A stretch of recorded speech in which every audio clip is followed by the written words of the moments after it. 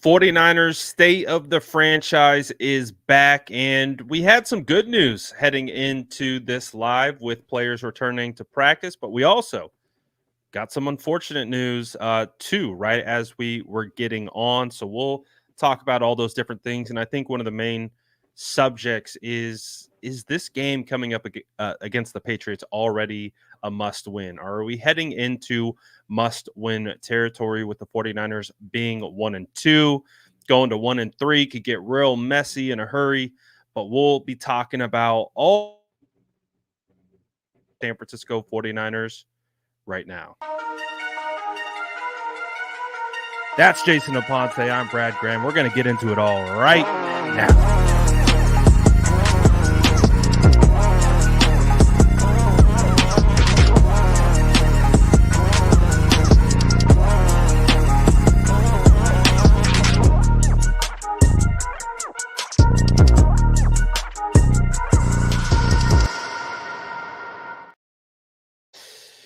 Mr. Aponte, here we are, 1-2 to start the year. Injuries, bunch of different things.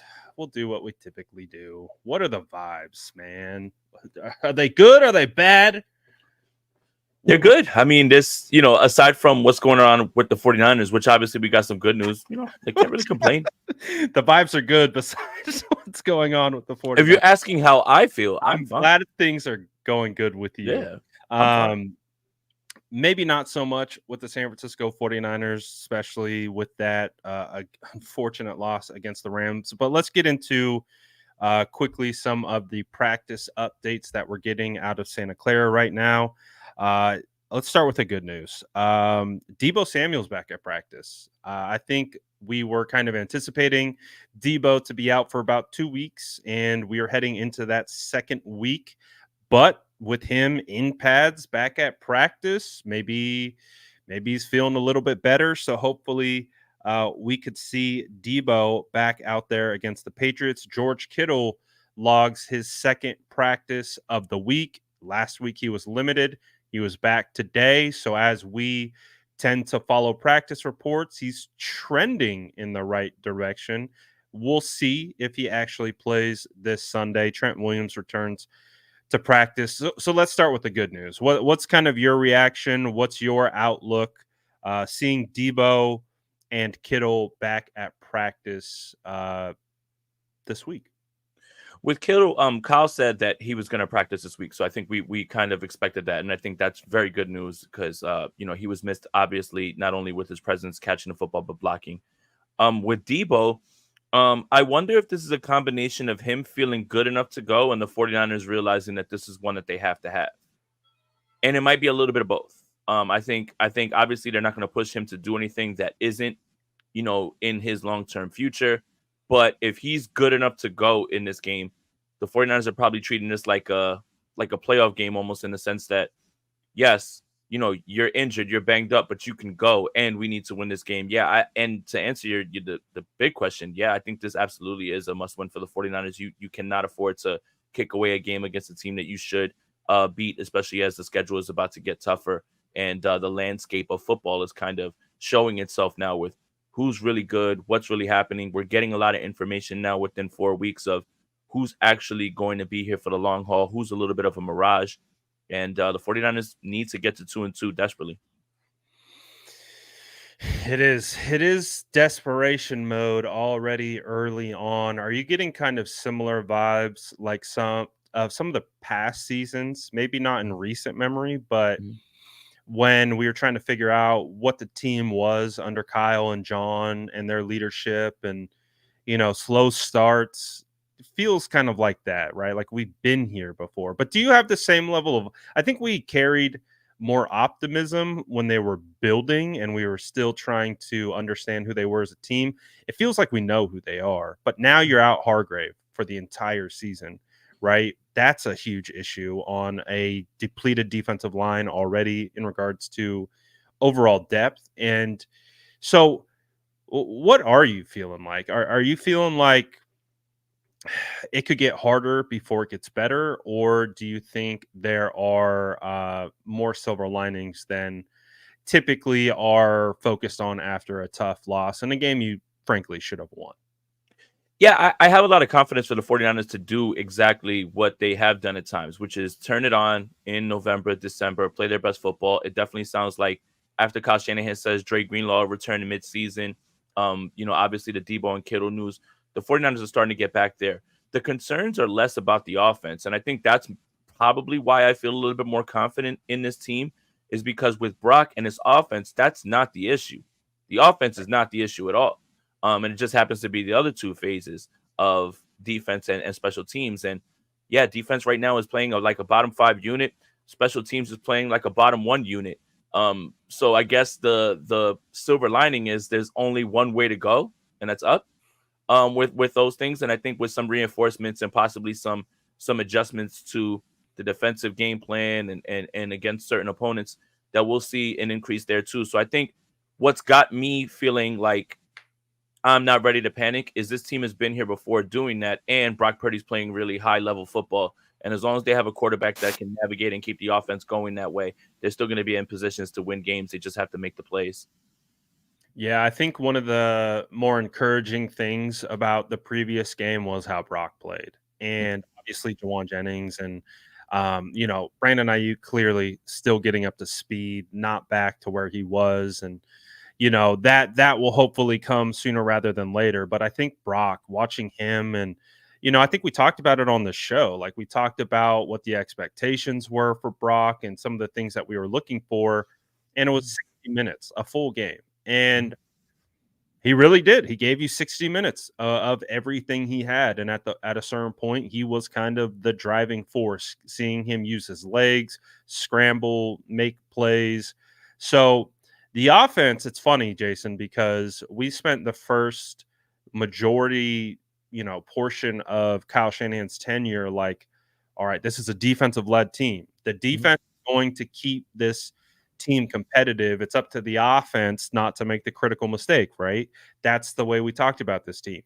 Now it's flipped. Now I think we have completely less concerns in regards to the offense, even if you have specific critiques of certain areas of the offense.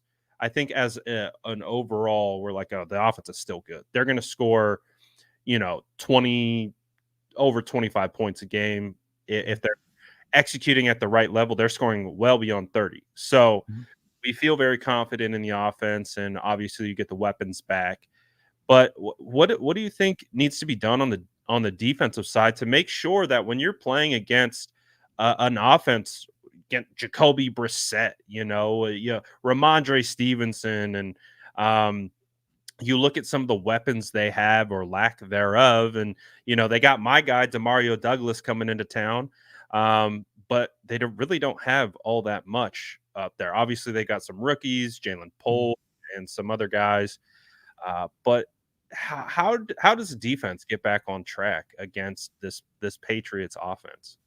I think it starts up front. And I think we realized that this was going to be the thinnest defensive line group heading into a 49er season for a long time. Yeah. But when you don't have closers, when you don't have guys that are finishing drives off, you've got to get off the field on third down, right? Like, that's just the part that defensive line comes into it. You have a lot of pressures. That's good. I like pressures, but finishing the play, forcing throwaways, either forcing turnovers. The big thing the 49ers are not doing on defense through 3 weeks is turning the football over. Last year, they did it in spades, one way or another. Fumbles, interceptions, they took the ball away. They're not taking the ball away anymore. And that can cover up some of the defensive warts that you have. For many weeks, everybody was upset with Steve Wilkes, but when you get 2 and 3 turnovers and you're cashing them into points, it puts teams in predictable offensive situations, and it puts you in a spot where you don't have too much pressure on you defensively, except just, kind of keep everything in front of you. But they're not getting any of those things. Two of the biggest things that stood out to me, aside from the lack of pass rush, is the fact that offenses are absolutely just targeting Devondre Campbell and Isaac Yiadom. It's like, where's 22? Where's 59? Throw the football at them. Both of them, no matter how you get it, whether it's, with Kyron Williams on a choice route or whoever Yiadom is guarding, those are the guys that are getting picked on. And it just seems like when you're not getting to the quarterback, you're allowing quarterbacks time to dissect and find and go right to those matchups and find them. You're not allowing that back end to flourish if you're not getting to the quarterback. So yeah, through the first 3 weeks, you need to see more from Leonard Floyd. Malik Collins has an opportunity right now to step in for Hargrave, and Yatir Gross-Matos is going to get a shot as well too. I think you're going to see him a lot more, either inside, outside, but you need more from Leonard Floyd, who is kind of counted on as like this veteran addition that you could set your watch to. He hasn't really the last 2 weeks for different reasons also hasn't really had an impact on the game that you'd like. Yeah, I think one of the things that has stood out to me the most on the defense is the lack of impact by the defensive line. Mhm. You know, I think you hit it on the head. We identified early on that depth was an issue, but we did feel pretty good with the main core group, which is Leonard Floyd, Nick Bosa, Javon Hargrave, and Malik Collins, with Yetur Gross-Matos thrown in, with a little Jordan Elliott thrown in, little Kevin Givens sprinkled in. Like, we felt pretty solid about that group, especially with what we saw in training camp. But I don't know, man. I haven't seen enough flashes. Like, obviously, with Leonard Floyd, you were hoping for that speed element, right? And we've seen glimpses of it, but I think it's the consistency, right? And when you see the 49ers go up against a banged up Rams offensive line, and it feels like Stafford, although pressured at times, had to get rid of the ball. They got to him. Hargrave got to him. But I don't think it was consistent enough. I don't think it was enough. And they were able to get the ball to, whoever, right? No name wide receiver, right? So how do they overcome this? Do they have to look to trade? Do they have to look on other teams' practice squads, or do you think they have the guys in the room right now to get this back on track? I think you should look around at this point. I mean, there's guys out there. I'm surprised Hassan Ridgeway hasn't made his way back already. Al Woods is somebody who's out there that's available to play inside. A veteran. You're not going to find quality guys on the street. Right. It's going to be really tough to see how that happens.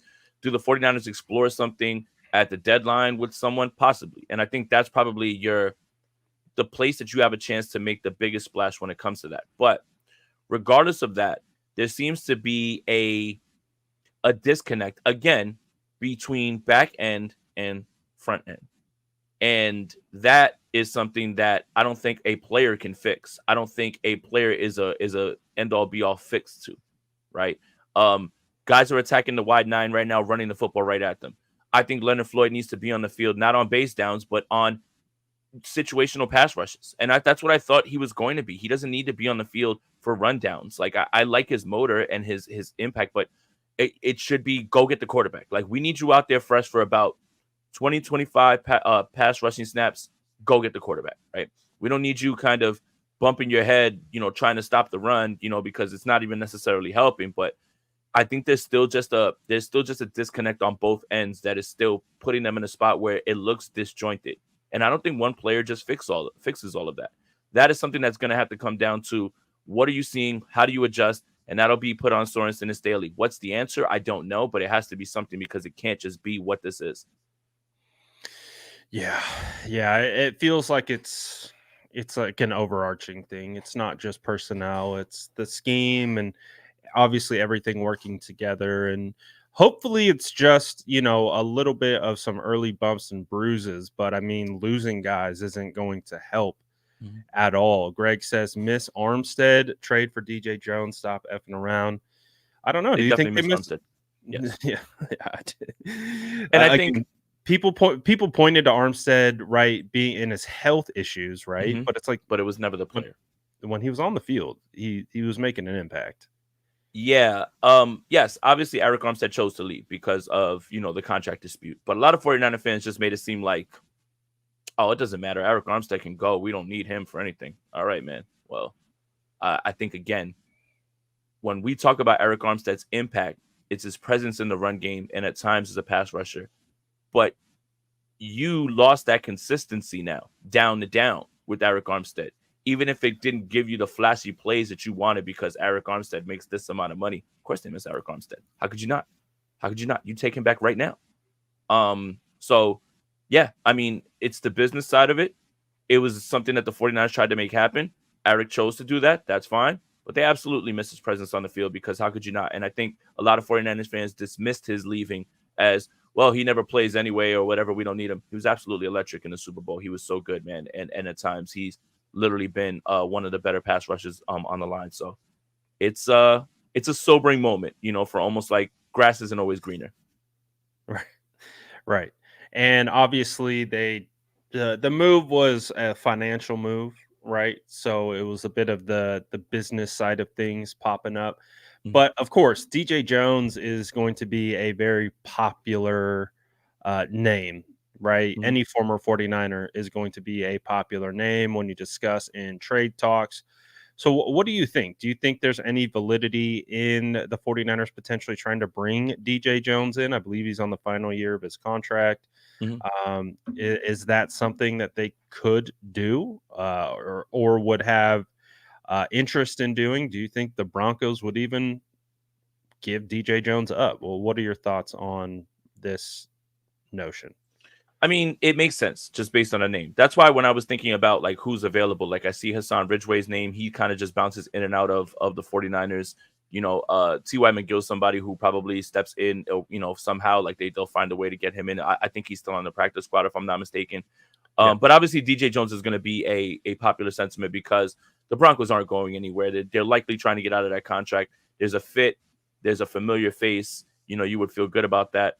So obviously it makes sense. I don't know if they do it, but again, that will be probably closer to the deadline. The 49ers will probably just have to send a 6th-round pick or something like that. So it wouldn't take much. Yeah. I mean, we saw them make two moves right at the beginning of the year to go get Randy Gregory and from the Broncos, and they went out and got Chase Young, and they're yet again back in the same spot. What is it about the defense, man? There's always one position group that's super thin. Mhm.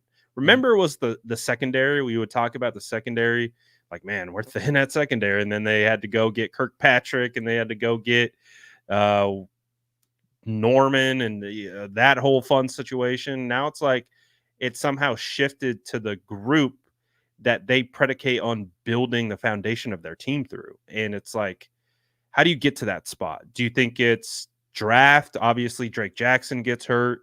He's out for the year. He can't contribute. That was someone who would be heading into year 3 that you would think, you draft in the second round. He would be someone that you could rely on. So that's not there. But it's just tough, man. It's just tough. It's tough when you look at a position group, it's thin going into the season, then you get hit with the injuries. Mhm. You're just like, man, like, where do you go from here?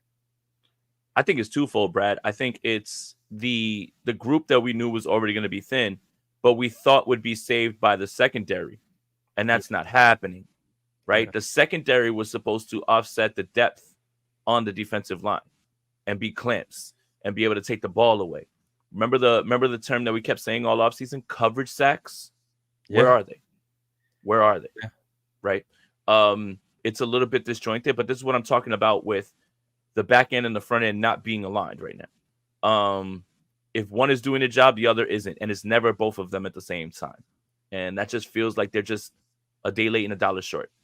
You expected Ward and Lenore. Lenore's been fine. I have no problems with him. You expected Ward and all these guys to be out there covering, and yet there's guys running wide open.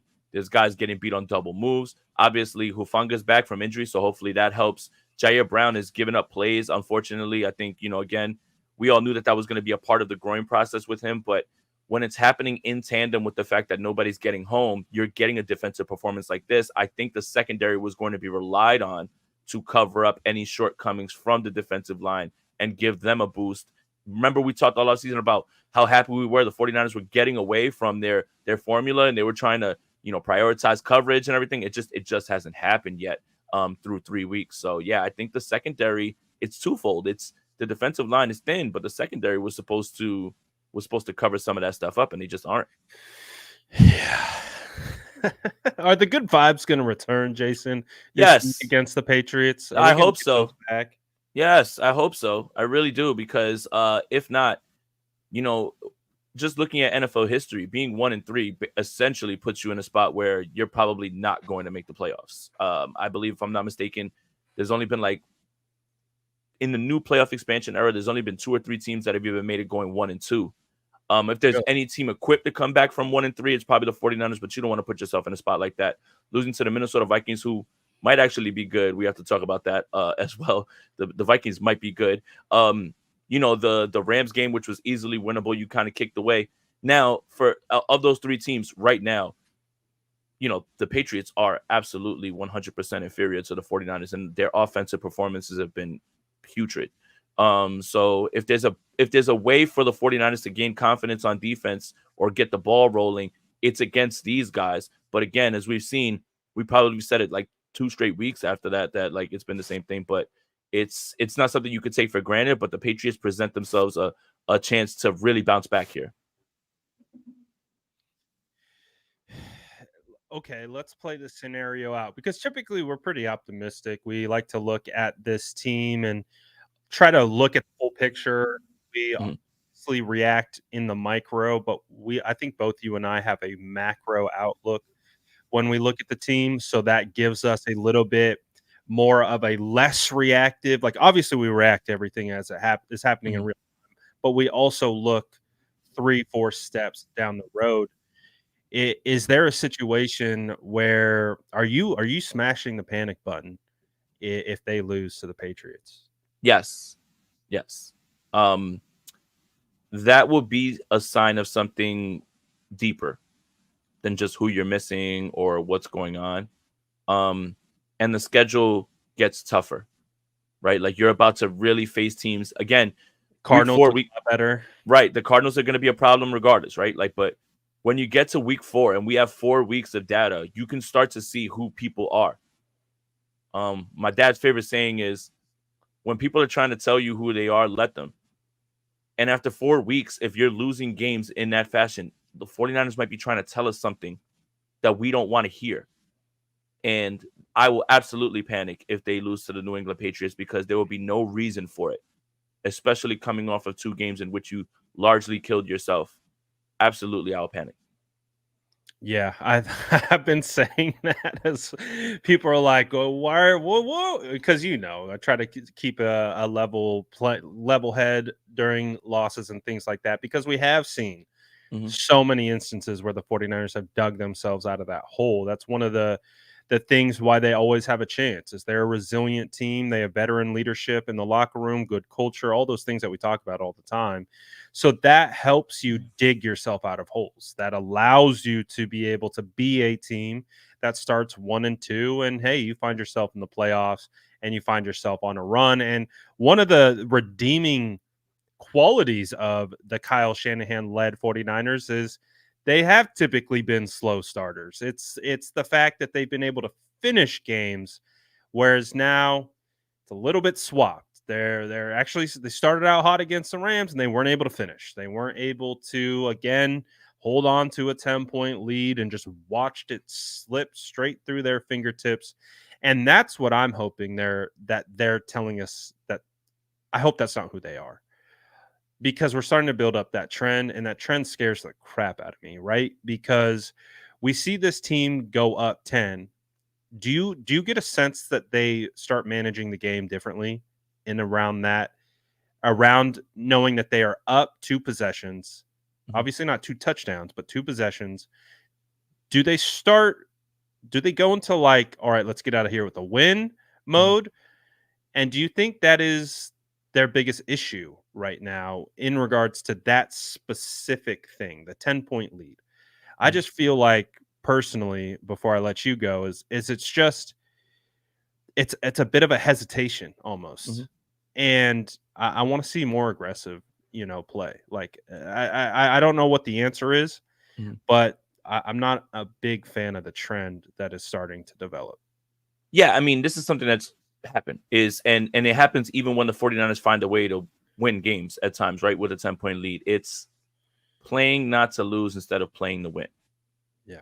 And that's the aggressiveness that we're talking about at times. Yes, you have a 10-point lead, but if your offense is rolling and you're on 4th and 1, instead of taking 3, let's step on their neck a little bit further, whether that be a touchdown play or go. Like, it's just that's been a popular complaint with Kyle Shanahan, and I don't disagree. That is something that I always want him to do, is go for it more. When you start to look at certain situations, yes, taking the points is valuable, but an increase in aggressiveness wouldn't be an issue with this team, because you can really put a team away. For instance, I think one of the more frustrating things to hear from the Rams game was, the 49ers are up 14-0. There's a fake punt. And then Kyle Shanahan said, yeah, we knew. Cool. You knew. He said they knew that was coming? Yeah. Cool. You knew. And then what happens there? It starts to swing the game, right? Yeah. It starts gives to swing them belief. The game. Yeah.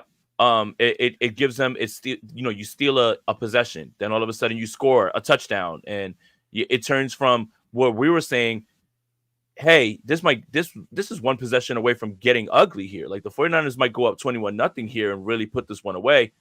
But then little stuff like that happens, and then you build the lead back up to 14. And then the special team stuff starts to creep back in, and everything in terms of, obviously, the missed field goal, the horrific punt and punt coverage. And then you have, obviously the fake punt that we talked about. It's not being complacent with a 10-point lead. And if your offense is rolling and you have a chance on 4th down, I'd like to see you go for it a little bit more. Just, if you're rolling and you're the team that you think they are, you're the bullies on the block, and your offense is rolling, then keep it rolling. I think sometimes field goals are moral victories for defenses. They feel like they dodged a bullet. Like, they like it when you take the field goal. As much as you're like, oh, we're going up by this much, they'll take that. Well, that was like that drive, right, where they went all the way down the field. I think they even converted a couple 4th downs, and then they get into the 10, and they're like, well, we'll take the field goal. It's like, yeah, that's the thing, is the defense hopes you take the field goal. Right. That was a win for the defense. That was a win for the Rams, that they forced them to 3. It would have been more demoralizing to get it converted on 4th and then score, and then the thought process is different, right? The belief isn't as strong as it may have been. And with the way that Purdy was playing in this game, he had 8 incompletions. I think like 5 of them were drops, something like that. Like, he never looked like, even when he was off schedule running, he can pick it up with his legs. It's the confidence in knowing. Here's what it is, Brad. I'm gonna call it this. It's feel for the game. Every situation isn't cookie cutter, meaning if it's 4th and 1 in one game, it doesn't mean that you go for it. But if it's 4th and 1 in another game and you're watching how it plays out, it's the feel of the game, right? Like, I hate coaching by the book, the binder, right? What does the binder say? Go for it. Well, if your offense looks like shit, then maybe don't go for it in this situation. 4th and 1, don't go for it. But if your offense looks good, damn the book. Show me feel for the game. Show me feel for how you see this game going. And not every situation is apples to apples. Some of them require you thinking about how this game has gone and what you've seen and what you're able to predict. But this whole idea of like, well, it's 4th, it doesn't matter. No, if your offense is rolling, keep rolling. If your offense isn't, then I understand the decision. But there's times where you have chances to put games away. You have chances to really put teams in a bind where now they're even more predictable on offense because you put them in a position to be with your play calling. Of course, I'd love to see a little bit more of aggressiveness, not playing to lose, playing to win. Yeah.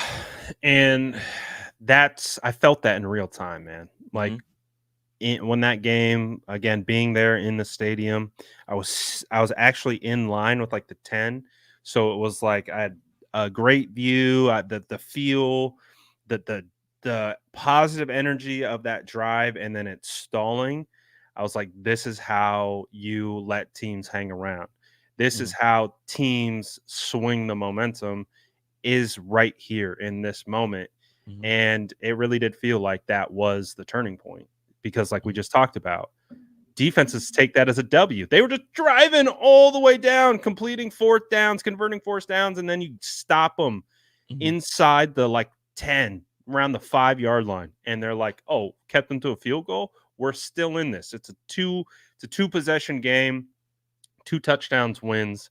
And It's tough, man. It's tough. And it boils down to, again, fuel for the game, right? Mhm. And I think if we had to critique Kyle, that's that. Like I think I've seen you tweet about it. I've tweeted about it, like in games. Like I think there was one earlier. I think against the Jets. I was like, oh, Kyle's going for it. Heck Mhm. yeah! And then he brought out like the field goal team. I was like, never mind. Never Like, mind. yeah, like so it's like I agree. We're not like advocating for Dan Campbell fourth Mhm. down philosophy, Mhm. but there's also a philosophy where would love to see this team that we know, especially on offense, as a Mhm. quality team, even without the Avengers. Mhm. Like that should be something they should be able to pick up, right? They should be able to get that. And let's not forget, my biggest mistake, my biggest complaint with Dan Campbell's aggressiveness in the NFC Championship was that he didn't go for it at halftime. Like he really had a chance to put the 49ers in a bad spot and he took 3. And then he went for it when he should have taken the 3. And it ended up with a drop pass from Josh Reynolds. One other thing is, if you ever listen to the Lions players talk about, because they're always asked about Dan Campbell's decisions, and I'm not, and there's a lot of other people that are aggressive. Again, it has to be calculated aggressiveness. It can't just be balls to the wall all the time going for it on fourth. That's not what we're saying. Right. It Fourth has and to be 13. Let's go for it. right. It has to be calculated aggressiveness. That's the best way to put it. But Dan Campbell, whenever his players are asked about, well, what did you think? We love it when coach says, let's go for it. We love it because it shows confidence in us. And that's something that, while, you'll have a decision where you're just like, damn, they didn't get it there. The team is behind it. It rallies the group. They feel like, yeah, we're kicking their ass. Let's keep going. Like we don't want to get off the field. That's what we're talking about more than anything. So it's the complaints with Dan Campbell isn't that he's going for it. It kind of was a head scratcher at halftime of the NFC Championship game because he really had a chance to like put a nail on the 49ers, and the 49ers couldn't stop them at all in that first half. And then when you had a chance to extend the lead on the other side of the field with a field goal, you went for it and it ended up with a drop pass. It was just baffling. You have to switch the what do you call it? The decisions, and it will be fine. Yeah, I agree. I agree. Would love to see. And again, I see people in the comments, saying, "Oh, the defense was the reason that they lost the game." The reason they lost the game is because they weren't playing complementary football, which Mhm. is what the point is. Is you had a great performance by the offense, but there wasn't a complementary performance going on with the defense and special teams. So that puts the onus on the offense to be more aggressive, to Mhm. not concede, you know, a touchdown compared to a field goal. Like because your defense is a little, we saw in the second half they started to get more comfortable in what they were running. And I think that's what it comes down to is it's complementary football, all three phases aiding each other. Again, when you take 3 points after nearly an entire field drive, that builds confidence for the offense that's about to come onto the field, right? The defense gets an energy boost. We held them to 3. Offense is like, oh yeah, we're in this. Defense did what they needed to do. And then that's what we're talking. It's complementary. You're helping feed each other, right? You're all 3 phases. It takes all 3 phases, not just one phase.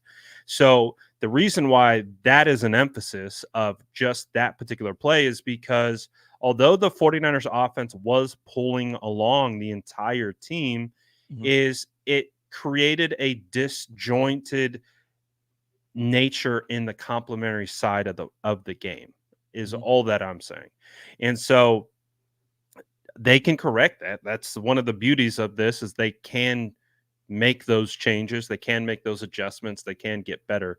But again, this game against the Patriots, man, it's coming up. It's going to be at home. Hopefully, it sounds like Debo might be able to be coming back and Kittle, but the pressure is mounting early Mhm. on this team, and considering the off season and how last year ended, boy, you talk about being in the pressure cooker. Are you feeling like for this 49ers team, like the pressure that they are under? Oh, I'm glad you're saying, am I feeling it for the team? Because I'm not feeling any pressure. I don't play any football. Right. You know what I'm saying? Like, Exactly. I'm not going out there. Me, I just talk about it. But no, yeah, there's a lot of pressure around this game. And I think there's two ways you can look at it. And you can say, well, it's too early for all that, but it shouldn't get to this point. And there's one person, this is going to be such an interesting watch to see how people react to this game with Brandon Ayuk. And I wanna lay it out. I want to lay it out because I've given it a lot of thought. So Sunday's game obviously is Juwan Jennings coming out party. To anybody who didn't know him, 49ers fans, we know him well. And you look at Brandon Ayuk's stat line, and you're like, 5 catches, that's pedestrian on 10 targets, But so many of the opportunities that were there for Juwan Jennings with advantageous matchups and a lot of attention is because of what Brandon Ayuk, causes, right? It was clear. The Rams were like, we're going to make someone else beat us. And Juwan Jennings almost did by himself, basically.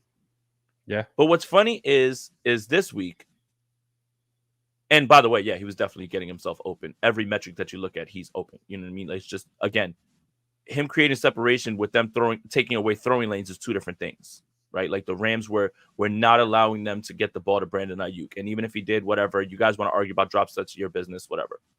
But I think this week is going to be super interesting. And here's why. Christian Gonzalez is a dog. And he is going to follow Brandon Ayuk in this game. And Brandon Ayuk generally is always going to draw the best cover corner. Sauce Gardner, whatever team, whoever it may be. Christian Gonzalez is at the top of the cover corner list in the NFL. Now, I think how you need to view this game is twofold. It's two ways. And the answer is somewhere here in the middle. I don't think it's one or the other. Christian Gonzalez is very good. Christian Gonzalez is going to make things difficult for Brandon Ayuk. The Patriots are most likely, depending on who's in this game, if Debo's in the game, then they're not going to be able to skew their coverages that way. And it'll be up to Kyle Shanahan to find ways to spring him with releases from either inside or maybe rub routes, drag routes, things like that, right? But top corners go against the top receivers. Top receivers are not for the first time in their lives seeing extra coverage. Like Jamar Chase gets looked at all the time. CeeDee Lamb gets looked at all the time.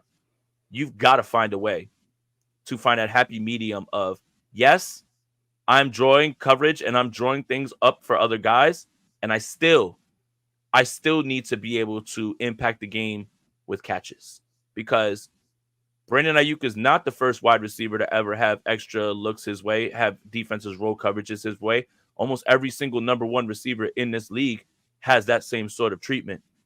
This is going to be so interesting to see how people really, really look at this game and look at the way that Brandon Ayuk's playing. Because if it's not a game where he goes crazy or something like that, are people just going to chalk it up to being Christian Gonzalez? My thing is there's a way to praise Christian Gonzalez because he is very good and he's going to make things very difficult. But there's a happy medium, and there's got to be the answer somewhere in the middle where, yes, Gonzalez is going to present a challenge, but you still have to produce. Do you think if Debo and Kittle return, that changes anything? Yes, absolutely. Because now, all right, let's just live in the world where it's Debo and Kittle not playing. Obviously, it looks like they're on track to play. But you can't just swing coverages all the way to Ayuk. You just can't. And you're not going to be able to do that with everything else that those guys present. Now, if it does happen, it doesn't mean that Brandon Ayuk's absolutely going to get shut out, right? But I'm interested to see how this would work without them again facing a top cover corner. And when they're all there, yes, it'll still be Gonzalez on Ayuk. Gonzalez isn't going to travel, to Debo or anybody else. He's gonna travel with him. But it's also up to Kyle Shanahan and the offense and to find ways to get him to spring him free. You're not just going to leave him out there to just, whatever. And I don't think that Christian Gonzalez is going to lock him up for 0 catches. But there is the answer somewhere in the middle. Very good coverage. You can respect that guy. But Brandon Ayuk still has to catch the football. And I think it's fine. We think so the breakout's coming. He's separating. I see it. It's there. There's every metric that you need to see. He's separating, but now it's time for the breakout to start to happen. I just wonder if this is a weird week for it because Christian Gonzalez is so good, and I wonder how people are going to receive any performance that isn't up to their standard.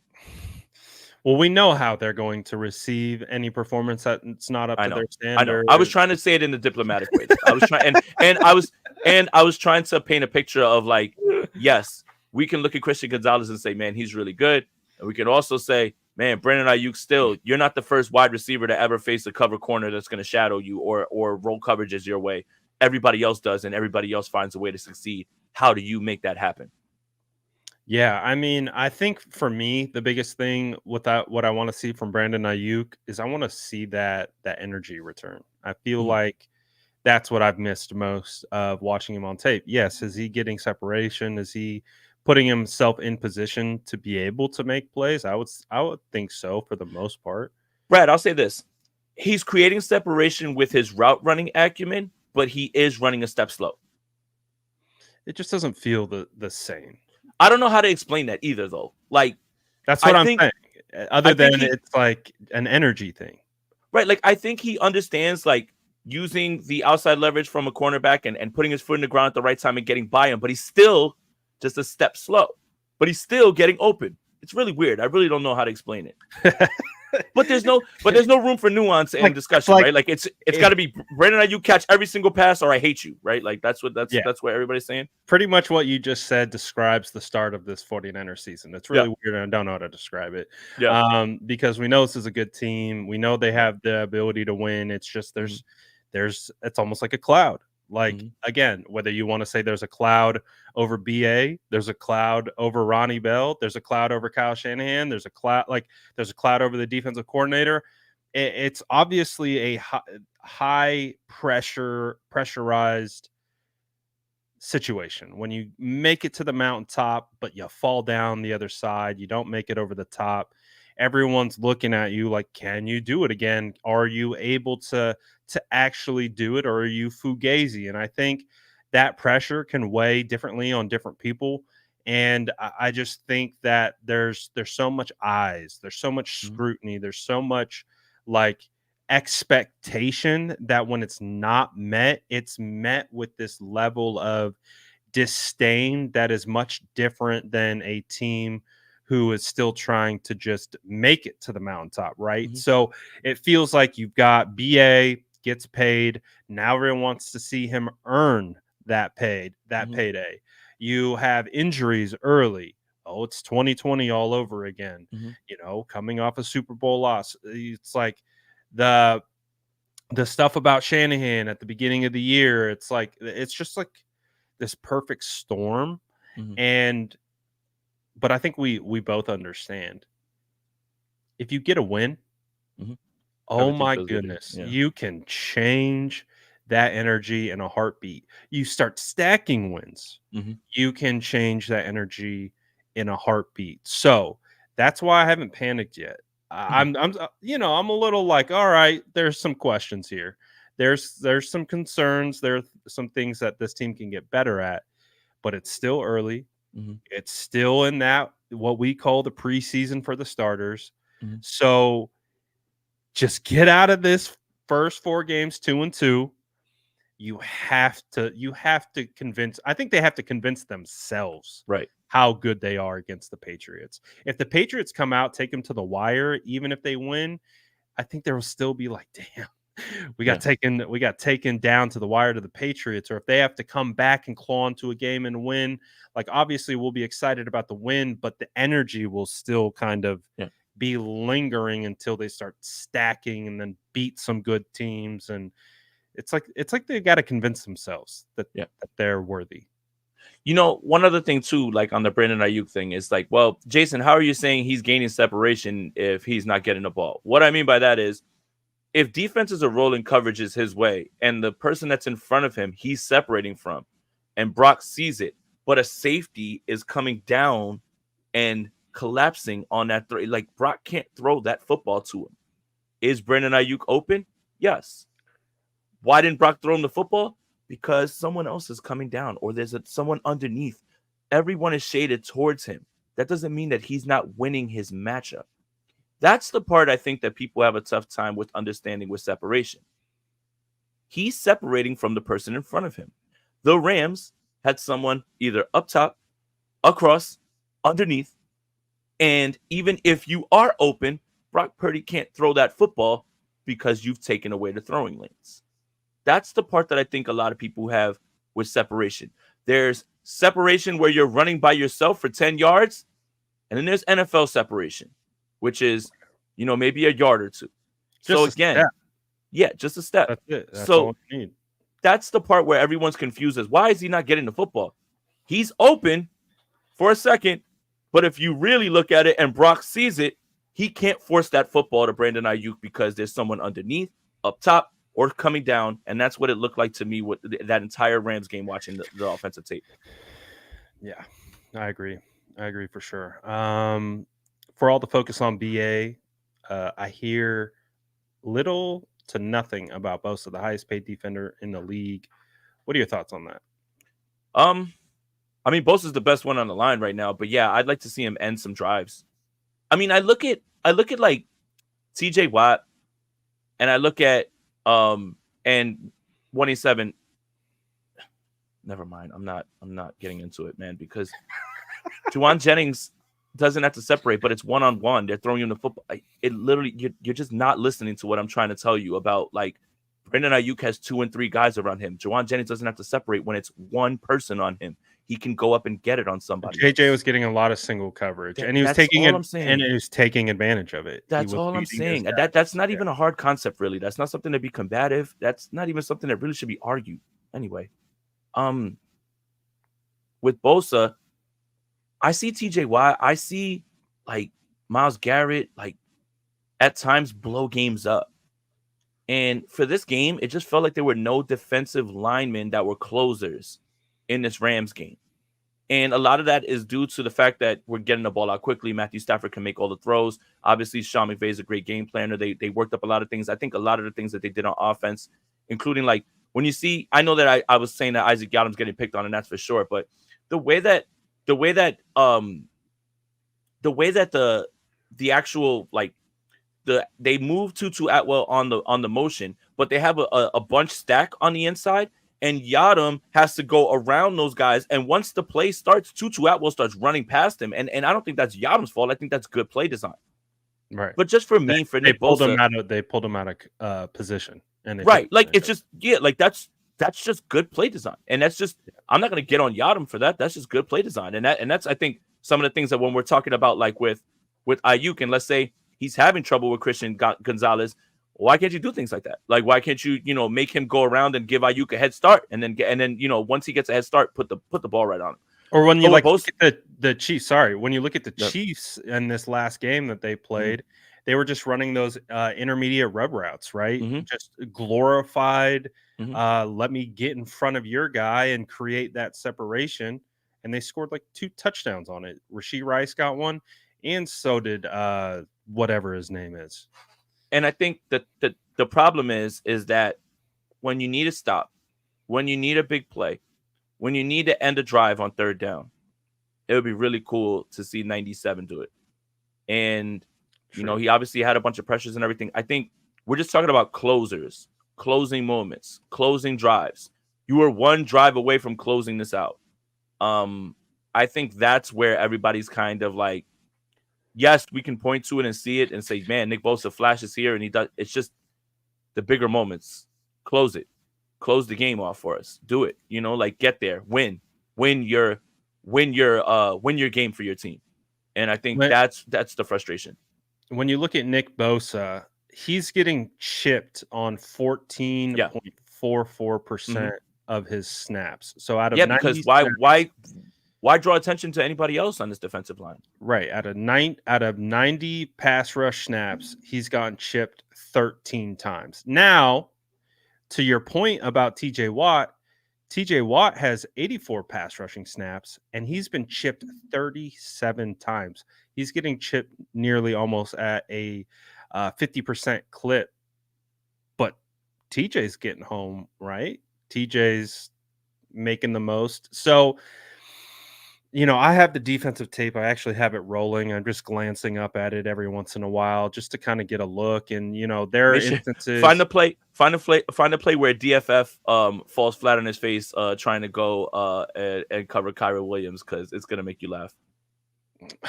I think I saw that one.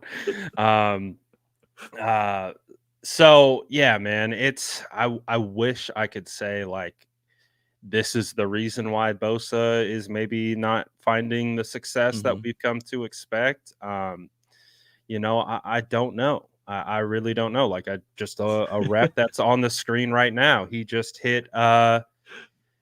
went for an inside counter spin and Alaric Jackson put him on the turf. So, I don't know. I'm glad the chat knows what play I'm talking about because I watched it and like my new favorite saying is like at any minor inconvenience, I just say, all right, man. And as soon as he fell flat on his face, I was like, all right, man. I was like, all right, man. Like, come on. So the bottom line that I think we're getting to, Jason, is there's areas to improve with Oh, the there entire always is, but there's more so than normal, I would say. yes, and more need for massive improvement. Yeah, I think Um, that's fair. like not just like, oh, just a little bit, right? Like even last year when the 49ers weren't exactly the defense that we thought they were, the improvement that we were looking for was like, hey, can they jump into being a top 5 defense? Right now, this is a bottom 5 unit in the NFL in almost every metric. They cannot survive and make any sort of playoff run performing at that level. And I understand that the offense, which I'm largely not worried about at all because of the way that Brock Purdy's been playing and how Jordan Right, Mason has been, right. but they are not going to be able to win just relying on Brock Purdy and that offense to try and win games without that defense getting off the field on third down and making plays. Turn the football over. Again, so many of the worst last season were taken care of when you were taking the football away. It just hasn't been happening. It just seems like Fred Warner's the only one taking the football away. No one else is. Yep. Yep. It's been a tough watch the Mhm. last 3 weeks. And again, even in the win against the Jets, Mhm. they made plays on all three phases, but we also looked at the game as like, oh, there's a lot of room to clean Mhm. things up on all three phases. And then you throw on the injury luck on top of that. Oh gosh. So again, it's not time to panic, but we have identified that Mhm. there are some issues that are occurring that they got to fix. And do you think that I know you kind of mentioned this earlier, but do you think on the defensive side, it is as simple as putting, Renardo Green out there a little bit more? Maybe, uh, I don't know, try someone else different at linebacker. It, is Campbell's it not good. even that? Is it even that? Campbell's ungood right now. And what's crazy was the year that he was an all pro, he was a stud coverer. Now it just looks like he can't cover anything. He's And he's being super attacked. good in 2021. Right. He's being attacked. I want to Raymond put up something about what system that these guys that Jared Mayo is going to run because I think I have an answer for it.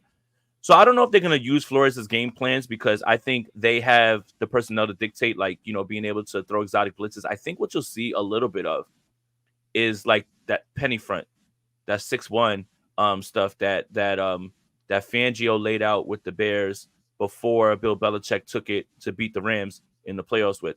Now, the little wrinkle that because I was watching the Eagles defense and funny enough, they went up against Clint Kubiak's offense, who's cooking, right? Shanahan disciple. Well, how do you slow that down? They were running penny fronts, but they weren't letting them be identified right away. Like they were rotating to 6-1 right pre-snap, like right before. So they're showing you something, and you think that you're checking to it, and Derek Carr's checking, and he was. And then by the time the play is about to be snapped, they rotate back to the 6-1, which the way that you negate outside zone is with 6-1 penny front.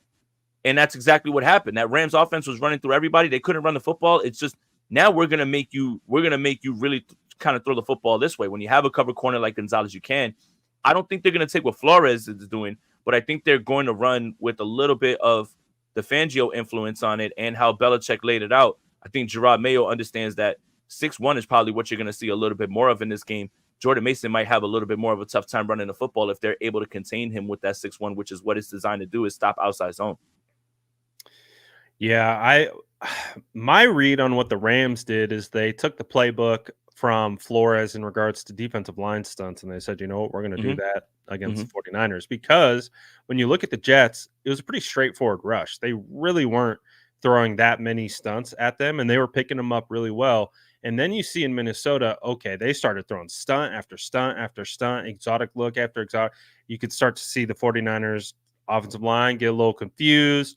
They were starting to creep in there, and they're starting to get around, get home on loopers and things like that. I saw that against the Rams. The Rams were throwing a ton of stunts at the 49ers offensive line, and they were getting caught. You know, you can pick up a majority of them, but every once in a while, one of those guys is going to slip through, at least from what we've seen so far. And they have. And dude, I got to tip my cap to Jared Verse. I think he's the best defensive edge that the 49ers have faced this year. And Van Ginkel. You think Van Ginkel is better? Dude. Isn't he off-ball linebacker? Yeah, but they're bringing him up to the line and everything. He literally had a pick 6 off of an edge rush in week 1. He was blowing up there. He's the one who knocked down that pass, I think, to like Flores identified this guy from Miami, and he like helps him out. No, I think all right. So technically, he could be classified off ball, but I think he's the one who disrupted the game the most, like against the Niners. I don't disagree. Him and Cashman were all over the place in that game against the Vikings. But when I think of like edge, I think of Van Ginkel more off ball, maybe kind of 3-4. Like Ahmad Brooks. Yeah. But he also drops into coverage quite a bit. I see Verse as more of your kind of 3-down edge, strictly type guy. I see what you're saying. He was powerful. Yeah. He was very powerful, and he has moves. And because I always kind of thought he was the best defensive edge heading into this class. I think Latu got tagged as that. He, to me, seemed more of like a pure pass rusher, whereas Verse was all 3-down guy, can do it all. He gave McKivitz a challenge. McKivitz had a bad game. Honestly. Yeah, the offensive line started out really solid in those first 2 drives when they were in rhythm. When they started getting out of rhythm and they started getting into those drop back passing situations, Verse was taking him to task. It was difficult because Verse has that threat of the inside speed, and that's the biggest thing with tackles when you're on an island. Is when you're dealing with speed, you have to worry for the outside and to the inside, but Verse can also bull rush you. So you're stuck in this mindset of like, all right, I can't get bull rush, but I can't get beat to the outside. I can't get beat to the inside. That is literally the worst place to be as an offensive lineman. And I could see it going as McKivitz was going on. Like Verse would hit him with these little hezzies, and he would bite on them, and then he would just attack the upfield shoulder. And it was like he put himself out of position because he was so reactive to what he thought Verse was going to do that Verse started playing with him. He's like, you're scared I'm going to go to the inside? Here's a little hezzy to the inside. Boom, straight back to the outside and cuts off the angle. I was like, oh no. Watching the film, I got him in that terrible spot. No, watching the film, I could hear McKivitz thinking.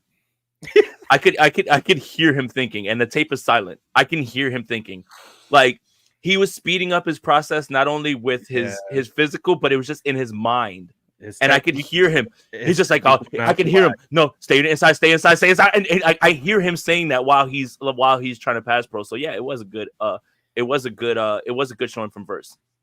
Yeah, and it was an unfortunate spot where you could, just like you said, like he got into that mental battle. And when you get into a mental battle with a pass rusher who's more physically gifted than you, that's a really tough spot to be.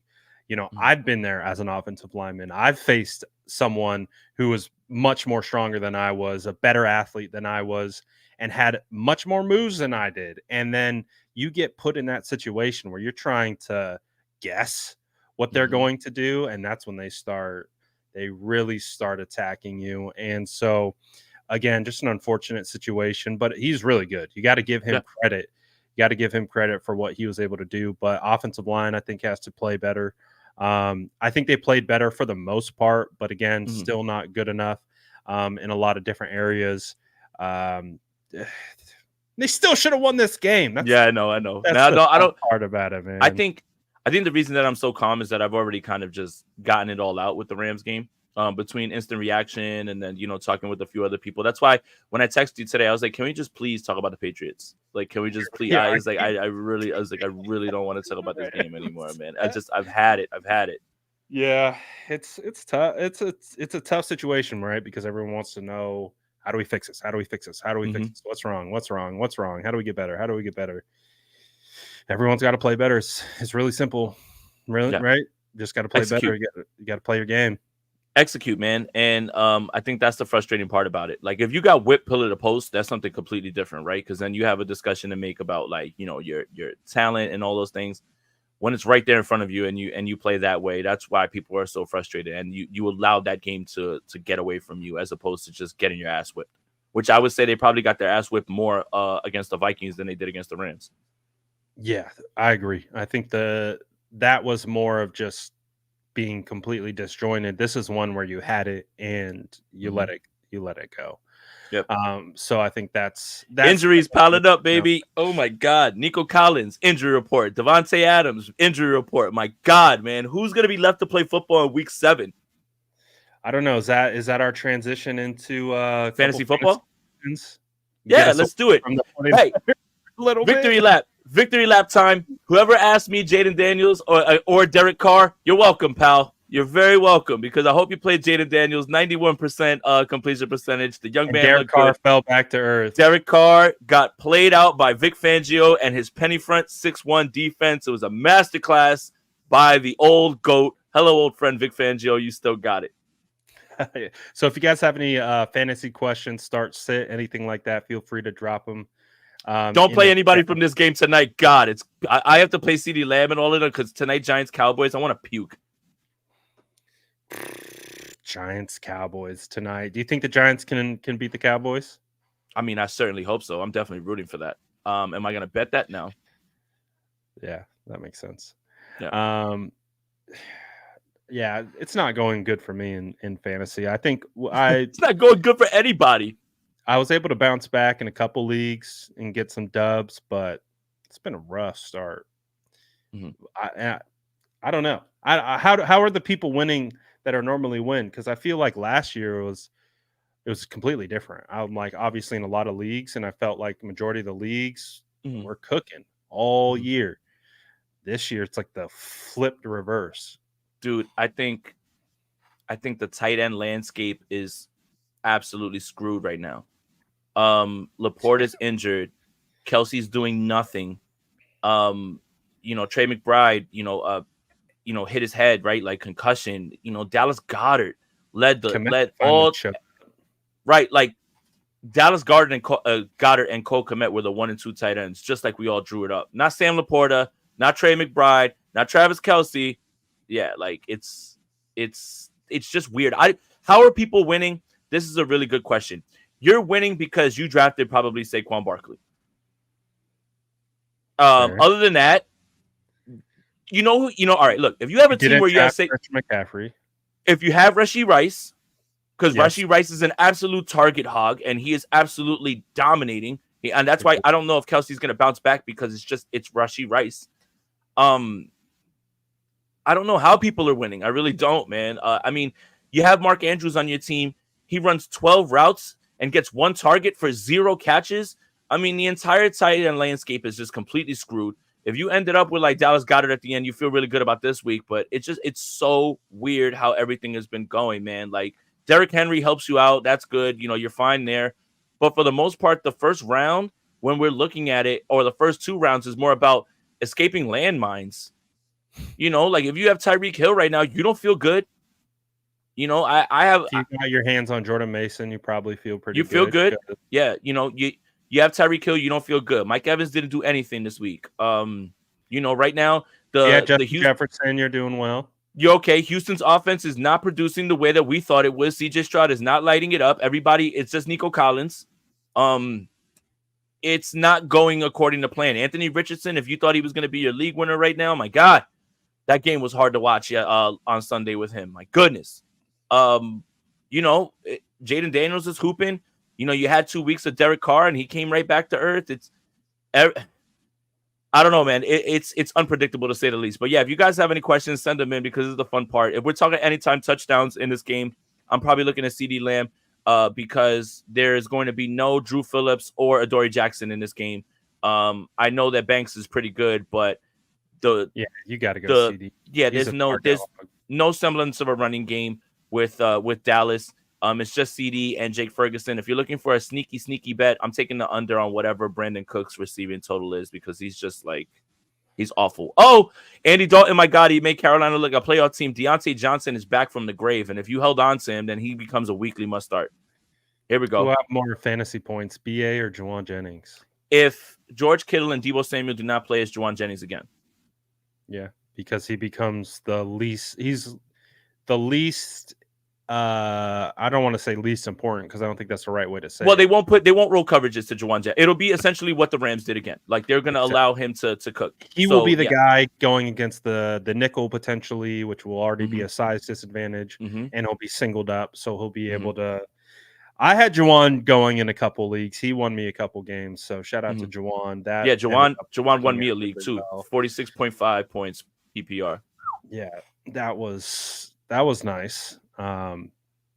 But it's really hard. It's a really hard consistency from guys across the league right now because I think the injury bug is what's really messing with everything. It's hard to get into rhythm. So maybe that's a silver lining for the 49ers too. It's like, well, listen, I was telling you that. I told you that all the week. Everybody's injured. By the time they play, guys, they're going to be down to their practice squad, maybe. So, yeah. I mean, this league-wide injury bug is crazy. I don't know if I remember a season where the injuries have been just spread out everywhere.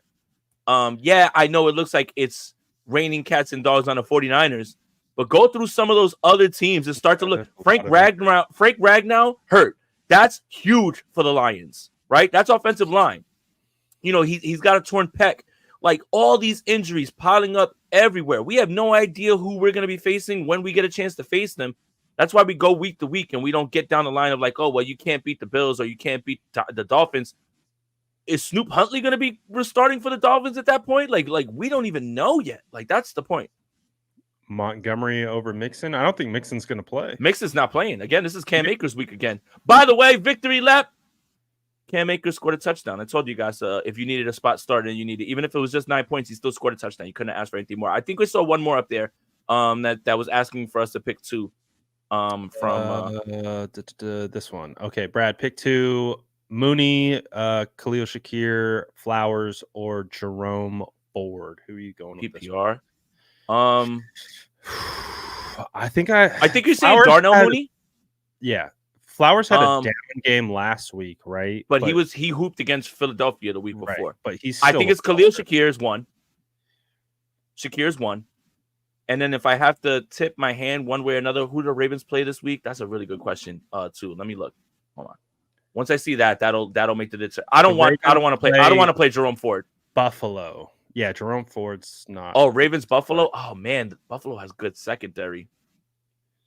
And Atlanta plays Atlanta Chargers plays. Let's see. No, Chargers play Kansas City. Oh, the Falcons play the Saints. So you think Drake London is going to get Marshawn Lattimore? Mooney's been looking good. I've been waiting for his breakout for years now. I'll go Khalil and Mooney because I think, again, Lattimore is going to be there and they'll probably roll everything towards Drake London, and I think Kirk's going to find him. So if you had to, I just don't want to play Jerome Ford. That Browns offense is a mess, and he's coming back from an injury also, and I just don't like how, like, 1 week you can try to start him and they just spring Deontay Foreman on him. So, yeah, give me Khalil and Mooney. And the only reason I'm not taking Flowers is because of Buffalo's secondary. They've been very good this season. Yeah, Khalil Shakir's been nice. Had a 16.2 point performance in last week Hmm. with a touchdown, 72 yards, 6 receptions. Hmm. He's clearly going to be one of the mainstays with them. I actually thought Kincaid was going to have a much better year than he's He had. scored last week, but I think He everybody did, just but kind of it's see. But that's all right. So speaking of tight ends, Kincaid was somebody that everybody had high. Tight ends is a mess again. You have Kittle. You couldn't even play him this week. My God, man! Like, what are we doing here, man? If you drafted Travis Kelsey, you have to start to wonder whether it's just him being completely phased out of the offense or if he's washed, because this he cliff looks is hit fast. washed. He doesn't look He like he's looks getting so open. washed. Again, it's an energy thing. It doesn't Yeah, seem like he's got the same. I don't it's know. the It's like mustache. I think it's something Why cut else. the beard and go to the mustache? It's a horrible look, officer. He looks like Farva. He looks like Farva, right? I I don't don't want a want a liter. large Farva. I don't want a liter of cola. Oh my God. Did I look spit to you? Cola. Yeah. Yeah, man. Whatever. Straight up looks like Farva. Unbelievable. Yeah. Yeah, he's Do we have I think we had another one. Let's see. let's see. Uh oh, here we go. Terry McLaurin, Deontay Johnson, or Tyreek Hill. Well, I think you have to play Deontay, just based off of what you saw this week. I think now McLaurin or Hill. Well, Terry also, look. what's his name's on IR now Who's that? with the Panthers. Oh, Thielen. Yeah. I mean, so- even if he was there, it was always going to be him. Like, he's the one like who can separate and get himself open. The Tyreek Hill thing is really tough because a lot of people have tough decisions to make. Like, do you think that this time, Snoop Huntley's going to be, this week is going to be what fixed? I had this every time I looked at Jalen Waddle in one of my lineups, unless I desperately had to play him, I benched him. I couldn't run him out there with Skyler as the quarterback. Can Snoop help? Sure. Terry looked great against, you're going to look great when your quarterback completes almost 100% of his passes. Shout out to Terry McLaurin and shout out to the 49ers for not drafting him. But been waiting for Terry to ball out. Break out. J-Tan, I'm going to say this, and this is the easy way again out. What can you live with? Can you live with Tyreek Hill blowing up on your bench and not playing him? Yeah. Or can you live with Terry McLaurin having a very good game on your bench? I think I can live with McLaurin going off on my bench, but I couldn't live with one of those like Tyreek Hill 2 touchdown, 167, catch games, like long touchdown. I couldn't look at like a 40 piece on my bench with Tyreek Hill. And I know the quarterback situation is crazy, and I know that I probably didn't even answer your question, but I just can't. No, it's hard because logic would tell you they're on their third string quarterback, probably with a guy who's barely been on the team. Is that a guy that you would trust? No, probably not. But it's Tyreek Hill. It's a guy that you can literally get the ball to in space, and he can go crazy. So they can still manufacture touches for Tyreek and still scheme him in, even with the quarterback maybe he's not used to. But on the other hand, it's like you're seeing Terry and Jaden finally start to develop that rapport. I own Terry in a lot of leagues, and same with Jaden. So those are guys that I have my eyes on, and I've been waiting for this. And so for me, it's almost like I expect it to kind of keep building and keep continuing, because if you're Jaden Daniels, you got to get the ball to Terry McLaurin. And there's a part of it where it's like, F it, where's Terry McLaurin? He's got to be down there somewhere. So, and we know when you look at Jaden Daniels, that dude can throw the ball deep. Like, that's good, one of his best qualities, is to be able to throw deep. And if they can build that rapport, build that timing, it's really hard to go away from that, considering the context of we don't even know who's throwing the ball to Tyreek Hill. And then Johnson obviously had to step up. I'm gonna make my decision. I'm just gonna go with Terry. I'm gonna stick with my gut. I'm gonna go with Terry. Could be wrong on that one, but I like Terry out of that group. I love the question by Freddie. Would you trade Malik Neighbors and Drake London for Justin Jefferson and George Pickens? Oof. This one, Neighbors and London for Jefferson and Pickens. Ooh. If I was getting Jefferson and Pickens, I think I would. I'd do it. Yeah. I'd do it. because Jefferson seems back. Sam Darnold clearly Seems is quarterback proof. Yeah. Seems quarterback proof. And Is Malik Neighbors quarterback proof with Daniel Jones? I mean, he had 2 touchdowns. That looks very good. But man, give me what I know.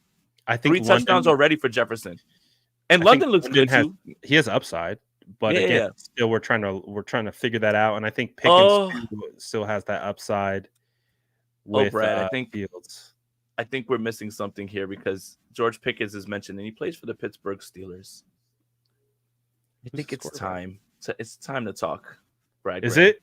Yeah, I've been holstering some takes. It's time to talk, Brad Graham. Is it? Yes. Our sweet prince has finally found a home. Finally.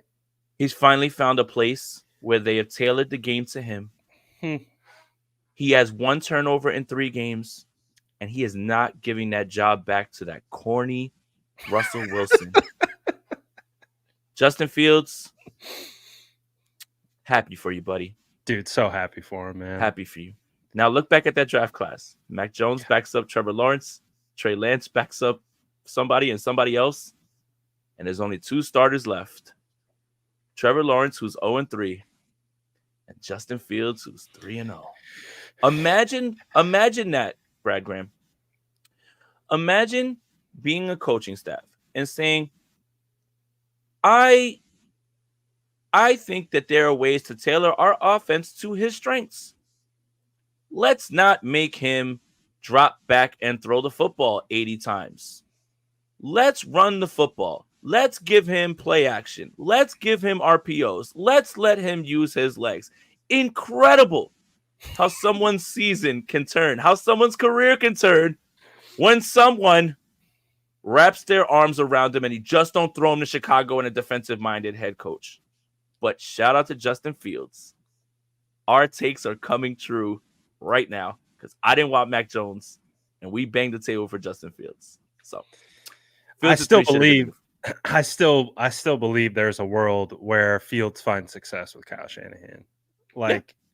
Again, even if it is not the typical offense that we see today with Purdy, right? Where it's definitely a more cerebral offense predicated on Purdy seeing the field and making good reads, which he's really good at.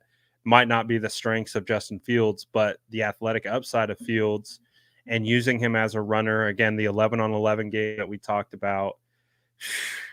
Yeah, I've been thinking about it. I've just been like, man, like what could have been? I see Moody says rather have Purdy than Fields. I still think Purdy is the better quarterback right now. Fine. Like, I don't think anybody would argue that. I'm just talking about the Justin Fields is class. Bad, Justin Fields is bad. That's the take that I always will push back on because I don't believe that the Bears can do that.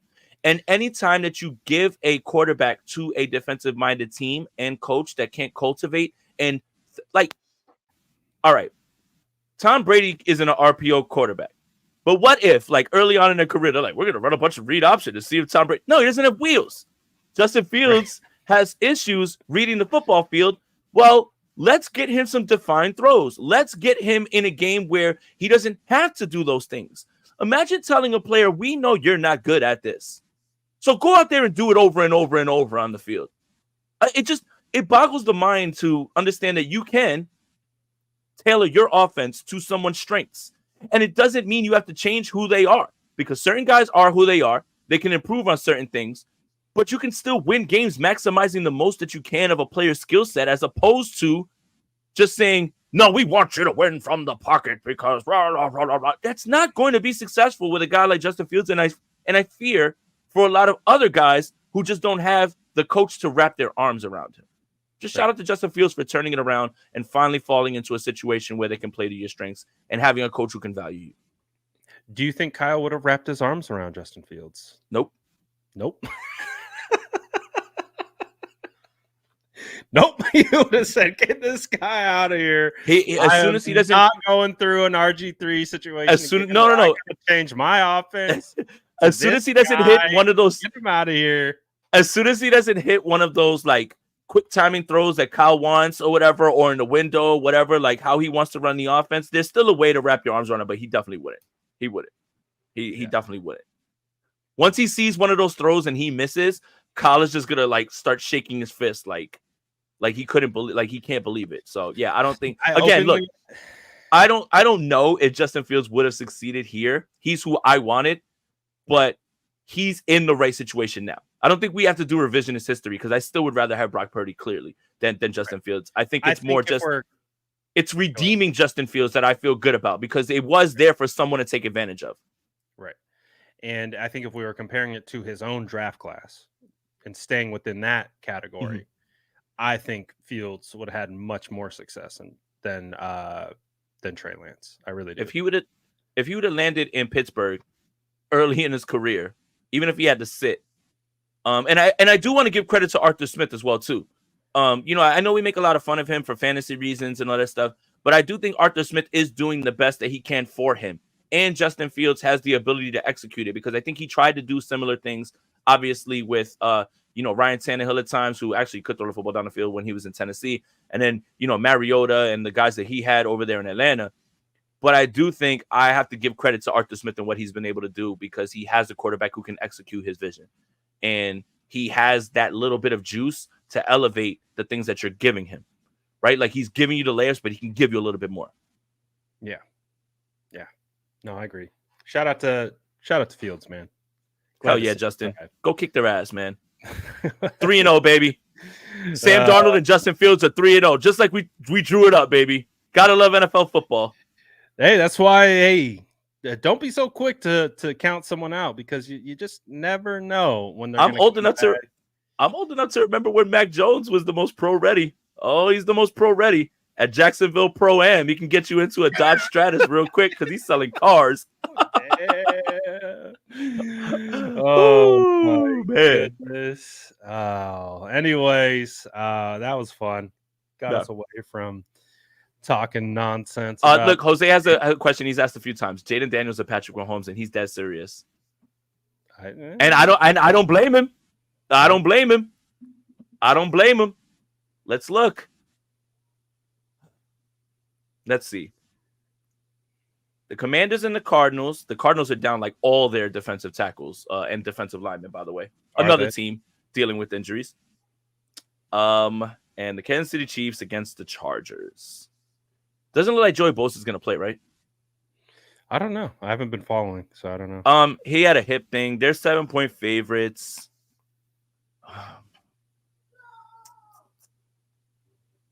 I don't know. Jose, ask me another day, man. I don't have an answer for you right now. Ask me Saturday. I might feel better. Ask me Saturday, man. I just think right now this too. But that's interesting that you. That is interesting, but I understand why he's gotten there because people who manage Mahomes, they feel like, yo, I'm not getting what I thought I was supposed to get. And they see it, and they see Jaden on the rise. Jaden's only going to get better this year. And when you have the legs, right? Like you have the legs, and oh my God. I know we're not talking about 49ers football. My God, Patrick Mahomes was making some of the worst decisions that I've ever seen, like against Atlanta. I was just like, what on earth is this guy thinking? What is he doing? Even I don't know if you saw the play that he got intercepted on the end zone. This is how you know Kelsey's washed. So Kelsey is running to the flat, and he sees Mahomes throw the ball, and he throws his hands up like he knows it's going to be a touchdown, and it ends up being picked. Buddy, you're not getting open. You're not even in tune with your quarterback when he throws it, man. I don't know. Mahomes did not look good against the Falcons, so I understand why you're thinking this way. Jaden Daniels with the legs, I think, gives you that safe rushing floor that you're not going to get with Mahomes. And then if Daniels doesn't have to throw for 91% completion percentage against who's Washington playing against? The Cardinals. But the Cardinals are missing all of the linemen. They could, but I'm thinking game flow wise, Kyler's going to score some points, I think. So that's and they're going to have to stay in the game. Yeah, exactly. And they're going to have to do it. Brian Robinson isn't going to do it. Chiefs Chargers feels like is going to be one of those divisional annoying, like low scoring games. Yeah. Harbaugh's going to slow that game down to allow that game to get out. All out of Mahomes' hands. Yeah. So that might be the key right there. You know what? You talked me into it. Jaden Daniels. Let's go. Jaden Daniels. Let's go. Jaden Daniels. We'll circle back. We're doing this 2 weeks in a row. We'll circle back and we'll correct our mistake. Jose, you have all the proof. You have all the permission in the world that if Daniels does not outscore Mahomes to come back in here and yell at us. Yep. Oh, good stuff. I'm really liking how we're ending the shows with fantasy stuff because it gets us away from There's kind of one our more. reality of the there's been a million. I'm missing them all. Francisco This Nabo. one, Yep. start Zay Flowers, Shakir, Jaden Reed, and Scary Terry. Or start two. Didn't we do this one already or No, similar? this is another one. Jaden Reed's a must start if Jordan Love's playing. Must start. I agree with So that. so then you're down to Scary Terry, Shakir, Zay Flowers. My thing is That's Cliff a tough one. Kingsbury is doing the same exact thing that he did to DeAndre Hopkins to Terry McLaurin.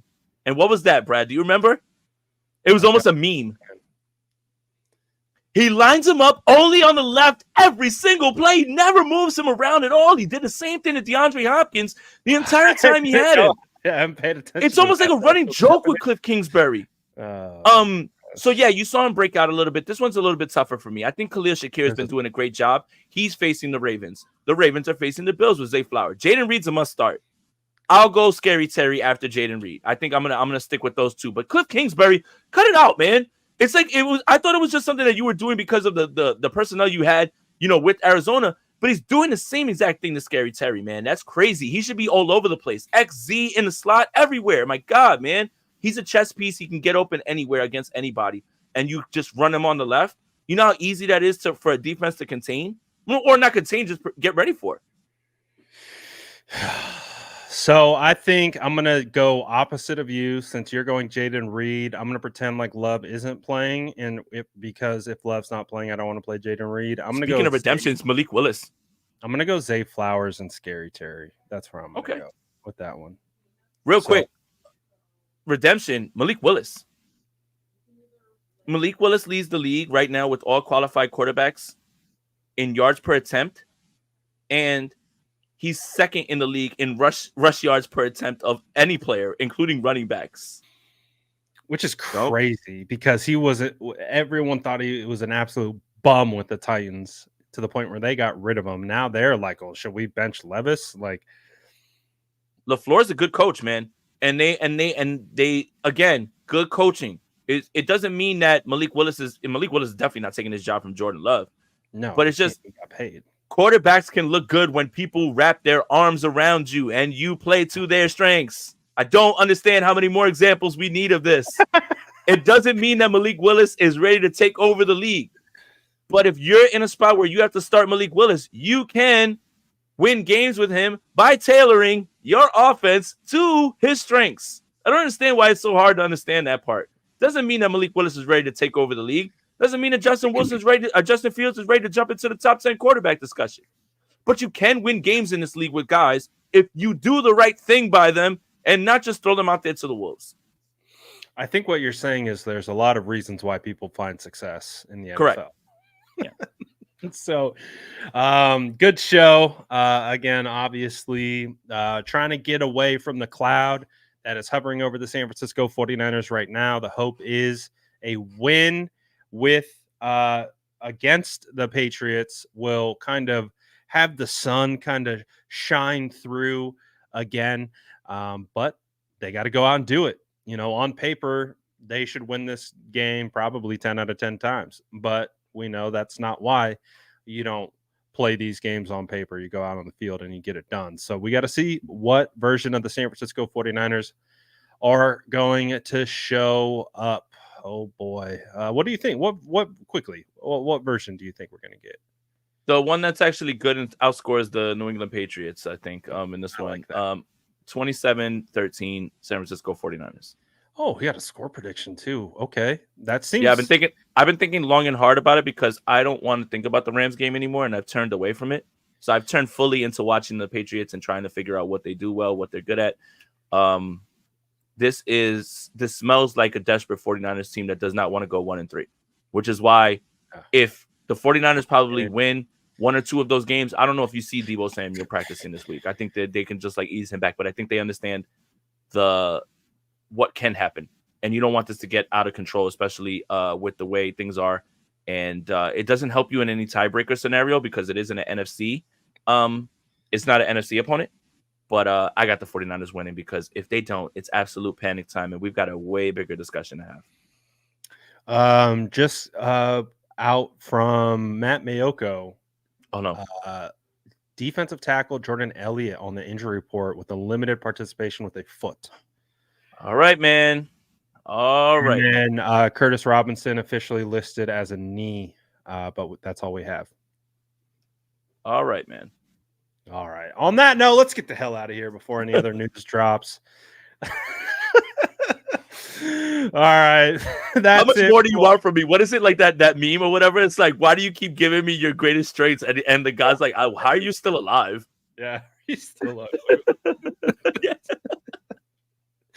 That to me perfectly exemplifies 49er fans in my age range. You know, like you're a little older than me, so you've seen. But don't do that. I didn't say a lot. I just don't do that. I didn't say a lot, just a little. So do that. You remember the Super Bowls? I don't remember those. So man, that's a kid's Super Bowl. I need an adult one. I need one where I can run through the streets, you know, get hammered like that. That one. I don't need those kid ones. Was that like, Dad? Yay! Can I have some juice before I go to bed? I don't want that. I need way. Yeah, I need one of those real ones. In the worst way. But hey, we got another tough road ahead. And we'll see what the 49ers give us this weekend against the Patriots. Hopefully something to be excited about. But, hey, we'll see. But that's it. That's for us now. That's Jason. I'm Brad. We're going to get out of here for now. All right. Peace.